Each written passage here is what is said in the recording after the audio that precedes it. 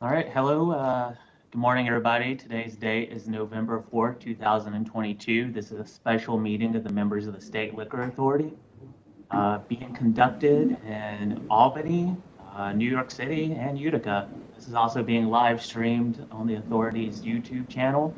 Present today are Chairman Bradley in the State Liquor Authority's Albany office, Commissioner Fan in the New York City office, and Commissioner Ford in the Utica State office building. Staff that are also participating, Acting Counsel Alvarado, remotely via WebEx, Deputy Commissioner of Licensing Donahue, and myself, Secretary to the Authority Roper in the Albany office. We have one item on today's calendar. It's agenda number 1607B. It's a request for an emergency summary order of suspension from counsel's office. The serial number is 222-6979. It's the Empire Lounge LLC. Counsel's office when you're ready. Lauren Schwartz for counsel's office. Good morning, everyone. I'm here to request an order of summary suspension for the Empire Lounge, which is located at 443 Fifth Avenue in Troy, New York.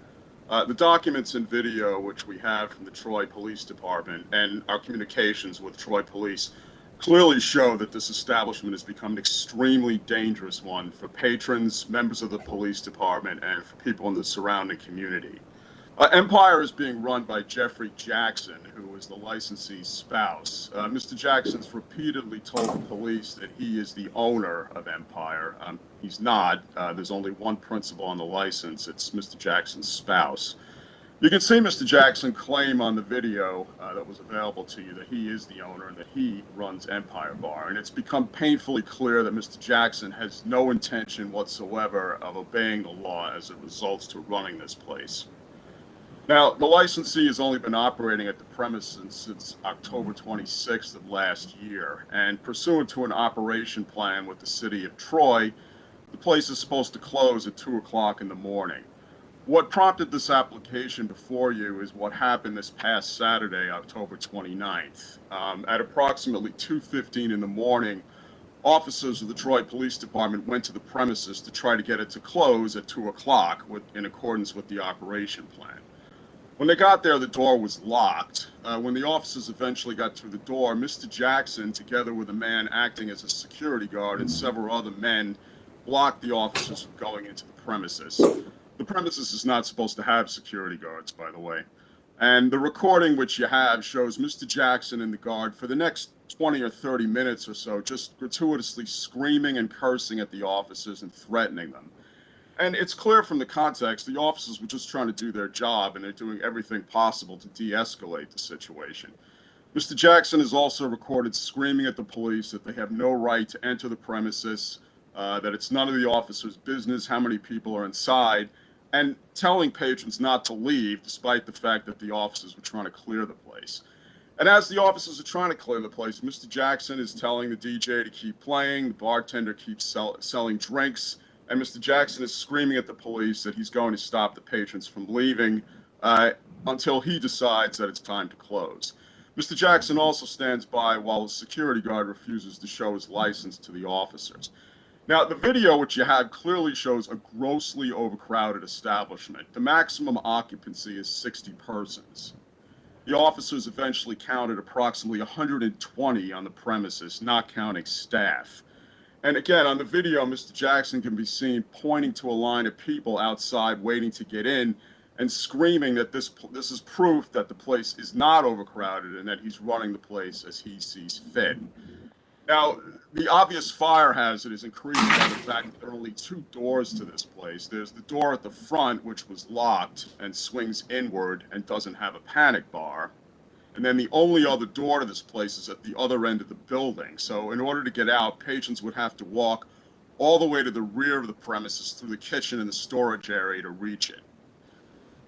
The city of Troy has cited the licensee for violating the city's code for having a locked door and for over-occupancy, and there's a shutdown order in effect. The business is now closed for code violations. The appearance date is now November 23rd, but that's unless an agreement can be reached beforehand.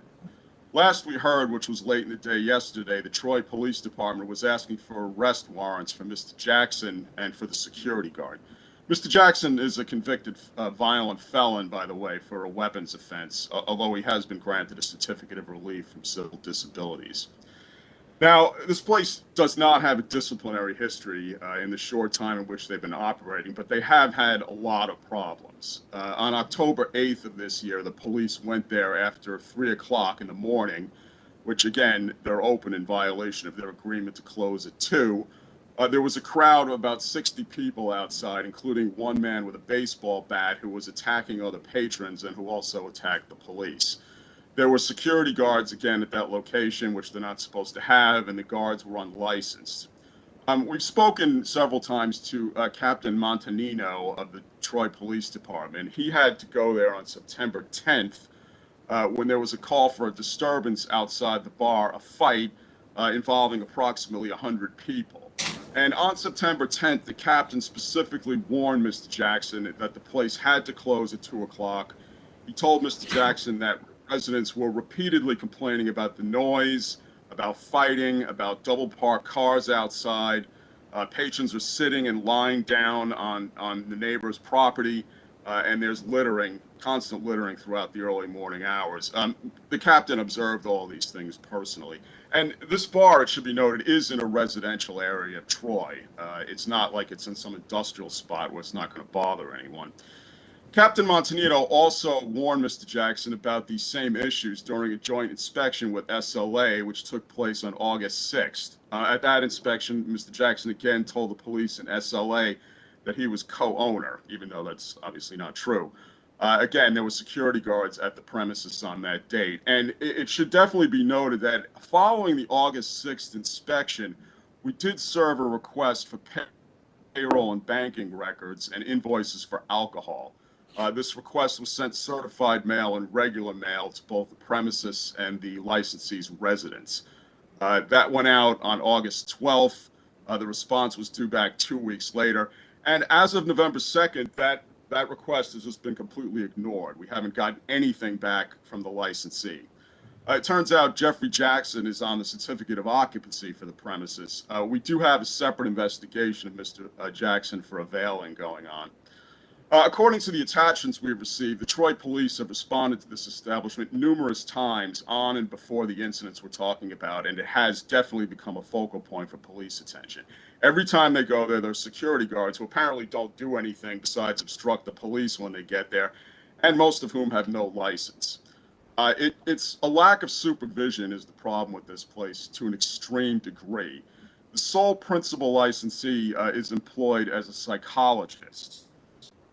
And in her application, she stated that she will continue her practice as a psychologist, but she specifically stated that she will be at the site Thursdays and Friday evenings and all day on Saturday.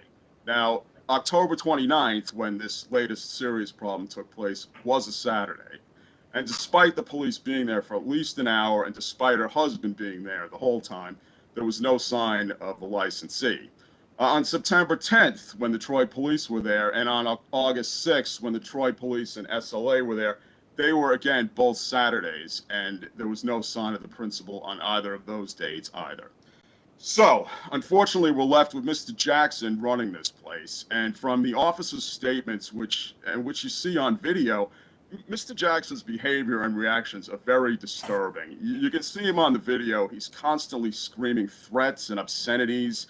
He's acting physically aggressive towards uniformed police officers who all they did was walk up to the front of this place and start asking questions. There just doesn't seem to be any justification in the context of what's going on for this type of behavior.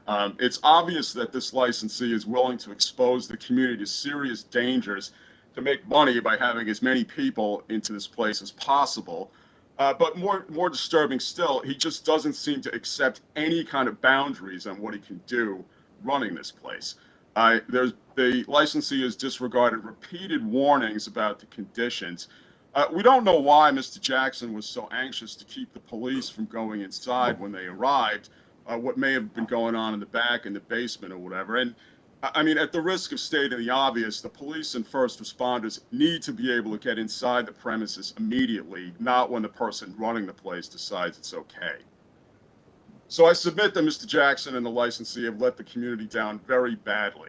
The person in charge, and by extension the licensee, have no idea of what the responsibilities of a license holder really are. The licensee clearly has not learned their lesson, and they're very much willing to place their financial interests above that of the community. All of this together, I think, shows beyond any doubt that the continued operation of this place poses an imminent threat to the health, safety, and welfare of that community, justifying a summary suspension of the license. Thank you very much.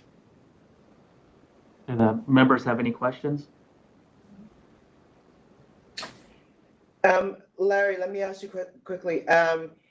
So the availing investigation, if that is fruitful, will you combine that charge with this set of charges? Yes, Commissioner. Okay.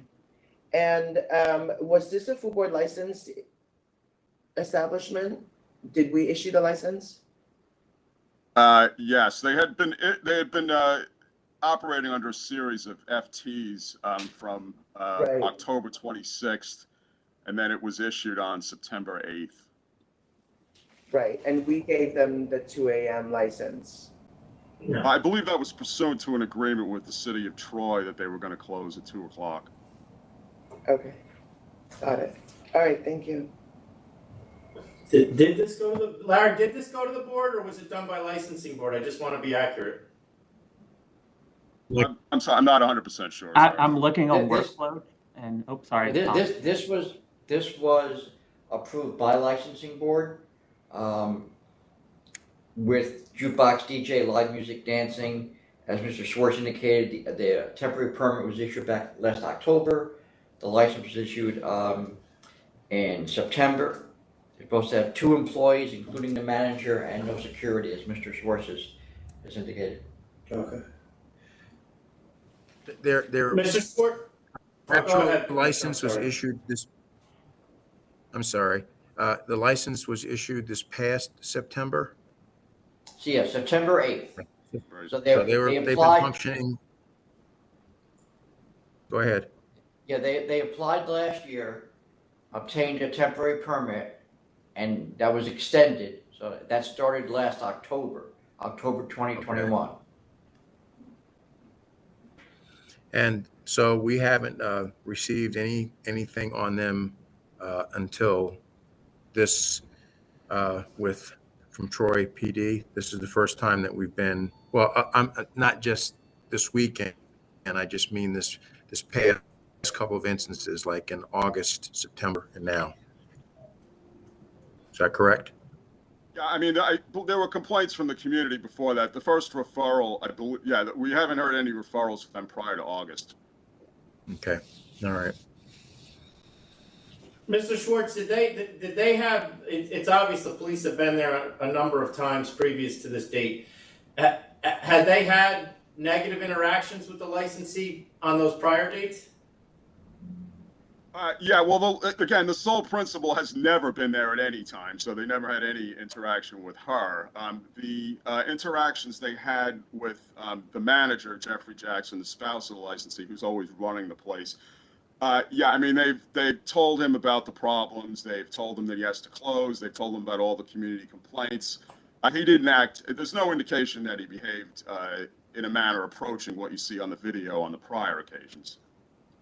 Okay. Is he a registered an manager? approved manager? Do we have a PQ on him? Yes, we do have a PQ on him, and the place is approved to have a manager. Okay. Any further questions? No, I'm good to vote. The members are ready to vote. Commissioner Fan? Oh, I have one more question. Based on the paperwork you have here, no one got arrested that night. And I'm not insinuating they should have. I don't know exactly what occurred after the video. But have there been any arrests or will there be any arrests as a result of this? Yes, the last we heard, which was yesterday afternoon, Captain Montanino told us that they were applying to a judge in Troy, asking for arrest warrants for both Mr. Jackson and the security guard, whose name I believe is his first name's Ulysses, his last name escapes him, but that's what they were seeking. If you see the video, I mean, the police are doing everything they could possibly do to try to de-escalate the situation, and I gather they just didn't think it advisable under the circumstances in which, at least initially, there were only 5 police officers, and they were, I guess, heavily outnumbered by the manager and his friends and the other people there. They didn't think it was advisable to place him in custody at that time. Okay, thanks. All right, Donald, I'm ready. All right, Commissioner Fan. Based on evidence submitted by counsel and also video and written documents that were submitted into evidence, it's clear that this licensee does not have control over her establishment and is presenting an imminent threat to public health, safety, and welfare, and I'm voting to summarily suspend this license. Commissioner Ford. There was a whole lot of trash talking. I watched the entire video. A lot of trash talking, and to everyone's credit, it didn't escalate from there. So I give everyone credit for that. The place was obviously overcrowded, and the city of Troy has taken actions against this establishment on their part. This place, as Mr. Schwartz, you noted, is it's in a residential area. There are homes all around this place. This looked like a Halloween party that night that was going on. But they obviously are a nuisance to the area. They are not complying with their order to close at 2 o'clock, which is what I think we have on file as well, Mr. Schwartz. Is that correct? Yes, sir. Okay. So, and they're not complying with the city or our agreement with them to close at 2 o'clock. They were extremely uncooperative. There's a question of an owner who no one has seen. She's like the Wizard of Oz. We don't know where she is. She's never showed up. She's never been spoken to. So with all of that in mind, I'm going to vote to summarily suspend as well, and maybe we will see her then. And Chairman Bradley. I'm going to vote to summarily suspend. On paper, I have to admit that I don't know that there was enough here for a threat to public health, safety, and welfare, but I do have to acknowledge that the video from the police department is, for lack of a better word, disturbing. It's quite obvious that the person that's in control of this place as the manager is not able to control himself, which is not a good quality to have in a manager, particularly in an overcrowded establishment that has already had issues with noise and bothering its neighbors. Whether he understands the law or doesn't, the fact that he would not let the police into the establishment shows his complete lack of cooperation and disinterest in following the law, and that in and of itself, I think, is a risk to the public safety, not to mention his own behavior, telling the officers, basically threatening the officers with physical harm when all they were doing was their job. So I'm going to vote to summarily suspend because I think he has made this place a threat to the public health, safety, and welfare, and I'm going to vote to summarily suspend. All right, Chairman, I have nothing else. Do you have anything?